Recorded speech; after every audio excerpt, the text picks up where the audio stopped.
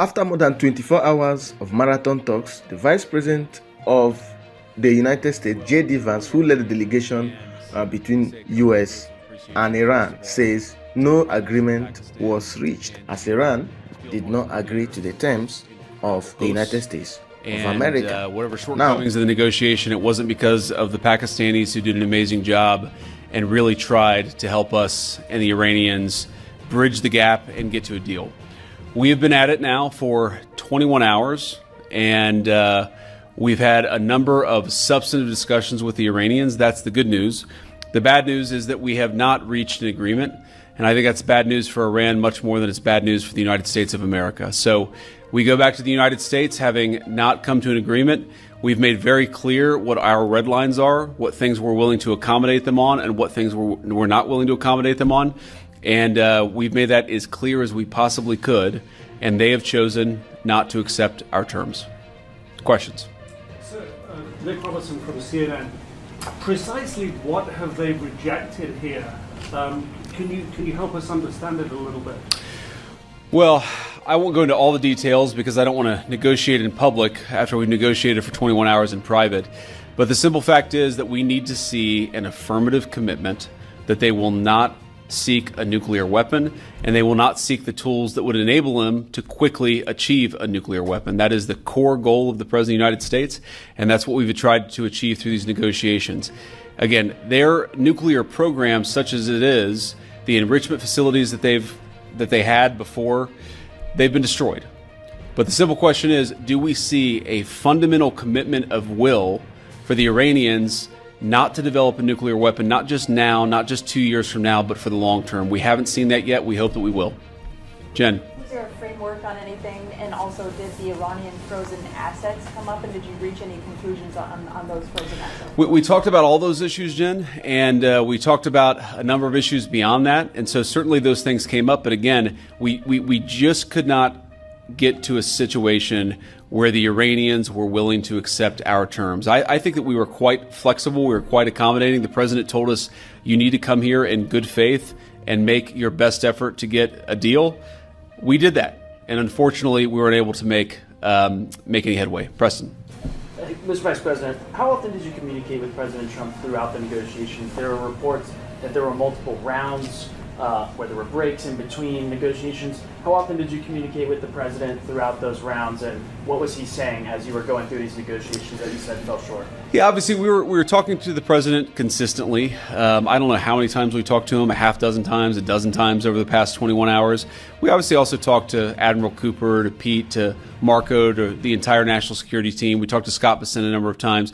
So look, we were constantly in communication with the team because we were negotiating in good faith. And we leave here with a very simple proposal, a method of understanding that is our final and best offer. Now, we'll see if the Iranians accept it. Thank you. The deal has not collapsed yet. I mean, the deal is not yet over. The negotiations will continue. Pakistani foreign minister said that negotiations will still continue. According to him, he said negotiations are not over as both sides are still discussing demands. This comes after JD Vance said talks ended without an agreement and US left the proposal. We don't know which other way that Iran will come to the table for more negotiation. Bismillahirrahmanirrahim. Nahmaduhu wa nusalli ala Rasoolil Kareem. Assalamu alaikum, a very good morning. Let me begin by expressing my deep gratitude to the Islamic Republic of Iran and the United States of America for responding to the call made by Prime Minister of Pakistan, Mohammad Shahbaz Sharif, for an immediate ceasefire in the region, as well as for accepting Prime Minister's invitation for holding peace talks in Islamabad.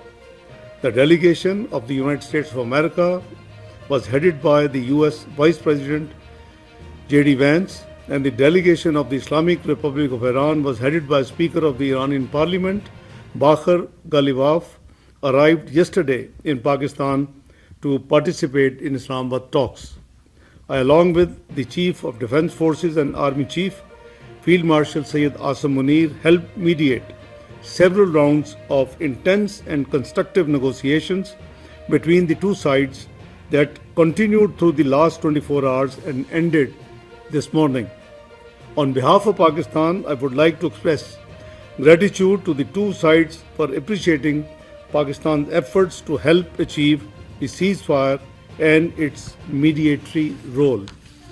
We hope that the two sides continue with the positive spirit to achieve durable peace and prosperity for the entire region and beyond. It is imperative that the parties continue to uphold their commitment to ceasefire. Pakistan has been and will continue to play its role to facilitate engagement and dialogue between the Islamic Republic of Iran and the United States of America in the days to come. I thank you all.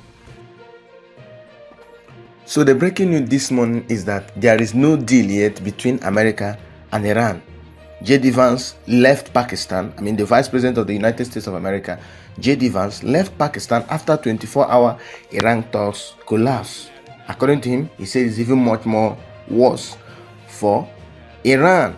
That's the breaking news. The high-stake US-Iran negotiations have officially collapsed after more than 21 hours of marathon talks. JD Vance, Vice President of the United States, says no agreement was reached, and he delivered a strong message. This outcome is much worse for Iran than it is for the United States. JD Vance, who led the US delegation, spoke to reporters just before boarding his plane back to USA. Here's what he said: "We've been at it for 21 hours. We've had substantive discussions, but the bad news is we have not reached an agreement." He continued, "That's bad news for Iran, much more than it is for bad news for the US." Vance made it crystal clear the United States put forward its final and best offer. There was the core demand, an affirmative commitment from Iran. They must not seek a nuclear weapon, and the US have been clear on that from the beginning. Iran must not have a nuclear weapon, and not just that, they must not also pursue the tools and infrastructure that will let them build one quickly. JD Vance said, "This is the core goal of the President of the United States of America, and that's what we've tried to achieve through these negotiations." But Iran, according to him, refused to accept America's terms. The Vice President stated plainly, "Iran chose not to accept our terms." Now the question is, why does this matter? So what happens next? The current temporary ceasefire is now in question. Tensions remain high in the region, with concerns over the Strait of Hormuz, oil prices, and the border conflict that has already dragged on for weeks. The Trump administration is sending a clear signal through strength. Diplomacy was tried extensively, but America will not compromise on preventing a nuclear Iran.